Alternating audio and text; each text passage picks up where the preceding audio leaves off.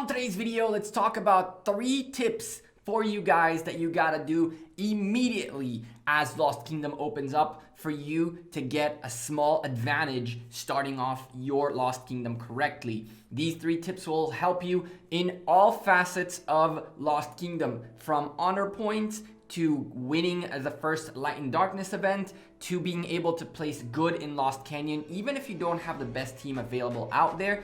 Among other tips and tricks along the way we'll talk about for Lost Kingdom. This might be a little bit late for those of us in Lost Kingdom already, but for those of you coming into the next one and my next one as well, these tips will be fantastic. So sit back, drop a like on the video.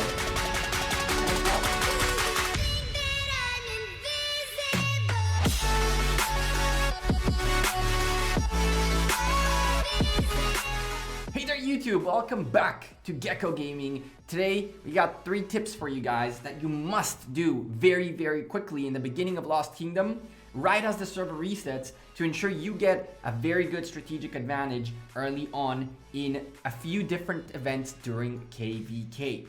I'm a sponsored content creator by Rise of Kingdoms. If you enjoy the content, make sure you're dropping a like on it, and of course subscribe to the channel, hit that bell. 56% of you are not subscribed yet. What are you waiting for? Hit the subscribe button. So, when KVK is about to start, when that server reset happens, things go crazy. First and foremost, it takes a few minutes until KVK officially starts, meaning the server will reset, but this might not show up here, either Light and Darkness symbol or the KVK symbol. It'll take a few minutes until things refresh. Once they do, you have to act quickly. There are 2 things that you can do very fast to give yourself a huge advantage. And let's talk about the first one, Lost Canyon. Lost Canyon is like Sunset Canyon, but it's the KVK version, which has its own different system. It goes throughout the whole KVK. The higher you place, the more coins you make every hour. And from there, you can use those coins to get yourself some awesome rewards, including a nice permanent avatar frame, a very good Shio shoes blueprint. You have Eternal Night blueprints and tons of materials, gold stars, and tomes of knowledge. However, what you need to know about this game mode is that you don't need to be in KVK to do it. You can start it from the regular kingdom. So instead of instantly porting, the first thing you should do as soon as KVK starts is come in here and get this done. Now, anytime you try to do challenge, what'll happen is it'll tell you set up a defensive line first. You need to be very quick.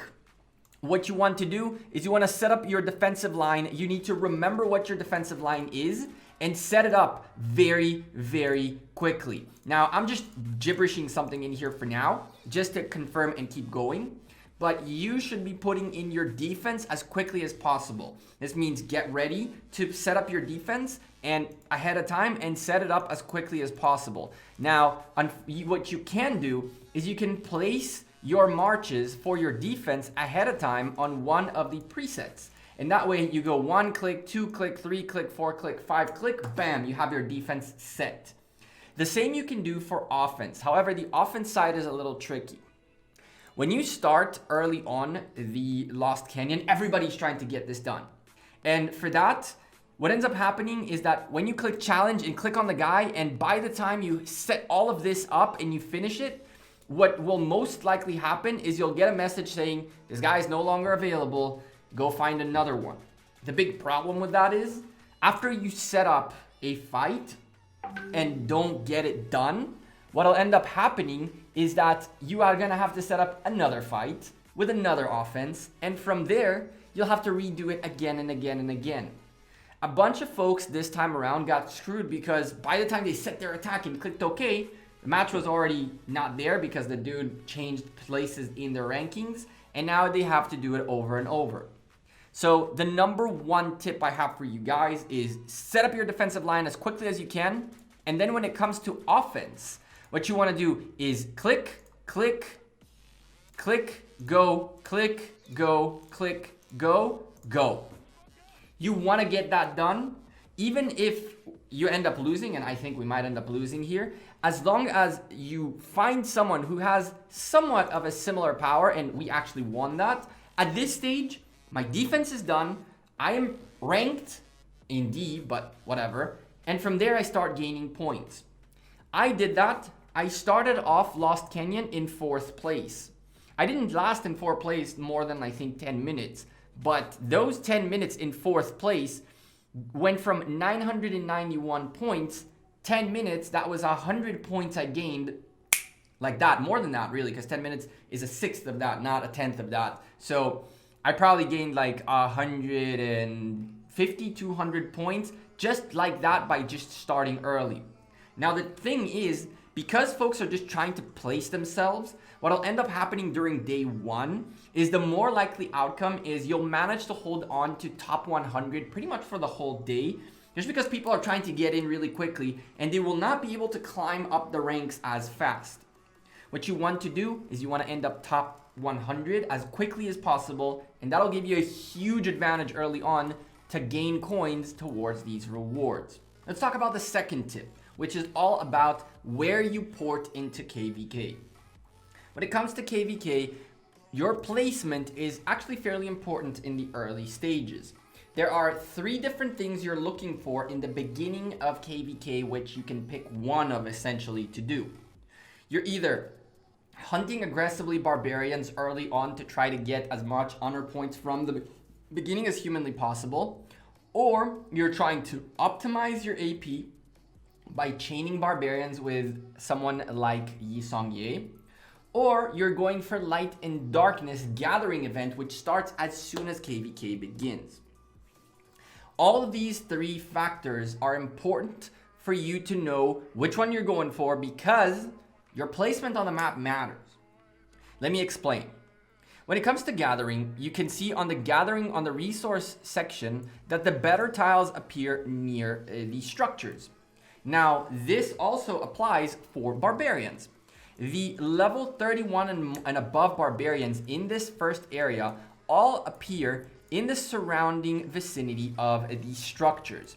So what you want to do, if you're looking to optimize your AP and hunt the better barbarians to be hunted early on, you really want to be somewhere around the area of a Crusader camp or a Crusader fortress. That's where the higher level barbarians will appear. From there, you can also find the higher level resource nodes, which are going to be crucial for you in the early game of KVK for Light and Darkness. In Light and Darkness event, the first one being Gathering, what you're looking for is gold tiles and gems. And the higher level gold tiles and gems will appear around these buildings like you saw on the map. So I don't think we're going to find any high level gold node available at this stage. But in the early game, you will definitely find it, especially when folks are trying to figure out what to do and where to go. It might be worth it for you to use random teleports to move across the map to try to place yourself somewhere else, because there is no territory early on for you to teleport into. That's one of the good uses of random teleports. Try to reposition yourself in KVK in a more strategically sound placement early on. If you're looking to chain barbarians, you don't care about their level, but you care about the amount of barbarians so you can get a lot of barbarians for the 1 AP use, then you really want to go find yourself somewhere in the edges of the map.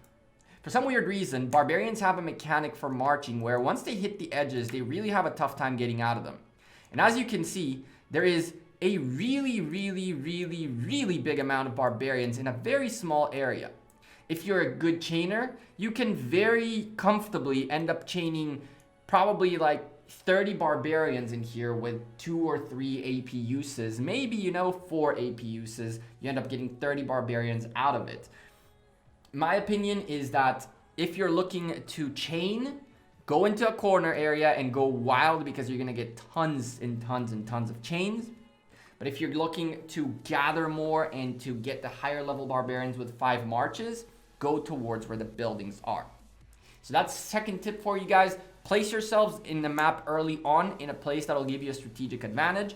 Of course, once there's territories and all that and more people come in, then it becomes a little harder. But that early advantage is crucial for you to win either Light and Darkness or to get ahead in the barbarian hunting game. The last and final tip I have for you guys is get as many alliances as you can to drop fortresses. That's right. We've been doing two things. We've been dropping fortresses to drop a fortress for quick build, and we've been dropping fortresses to do one troop builds for the achievements. If you do that, pretty much within the first days when you're still in this area in zone 4, everybody can get their achievements done almost for the building stuff. But the reason you really want to finish as many of these forts as humanly possible is because you are looking to get the first Chronicles out of the way as quick as you can. The way KVK works is that the first Chronicles requires a total of 25 alliance fortresses were built between all alliances in Lost Kingdom. This one determines the velocity of your Lost Kingdom. The quicker you get it done, the more the rest of them open up. There is no wait time per se. The moment this gets done, the next one starts. And that's the difference between this specific Chronicle and all the others. Most of the other Chronicles, you can get them done and there'll be time left in the Chronicle even though you got the Chronicle done. And so the timeline is the same. The only one that is really not the same is the first one. You want to get that one done as quickly as possible, and I'll tell you why. There are probably like 30 Lost Kingdoms happening at the same time.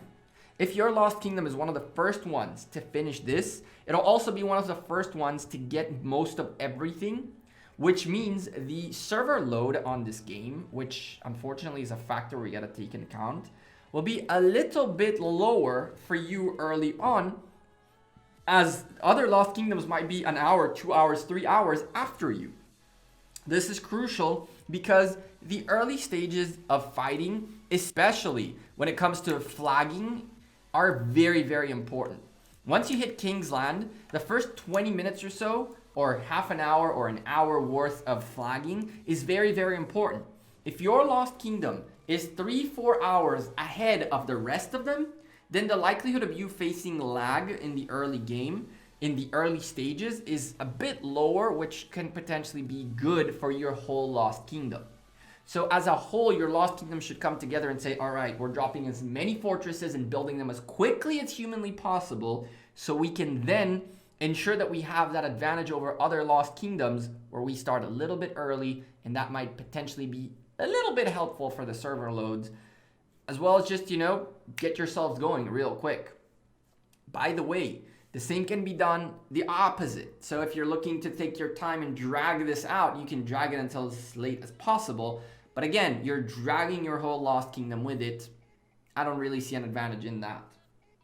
But those are 3 things you should be doing early on in KVK. You gotta get your Lost Canyon done as quickly as possible, even before teleporting into KVK. From there, you want to teleport in, if you choose to teleport in, and then place yourselves on the map where whatever your strategic advantage, the one that you want to choose will be better. So if you want to go for gathering, get in your buildings. If you want a barbarian hunt the higher levels, get in your buildings. If you're trying to chain barbarians, get near the edges. How do you do that? Random teleports will place you in different places on the map. And the third tip, drop those alliance fortresses. Drop those likes on the video. That's right. Make sure you drop a like on the video. And make sure that everybody gets building. Get those 25 fortresses out of the way and then get your Lost Kingdom started.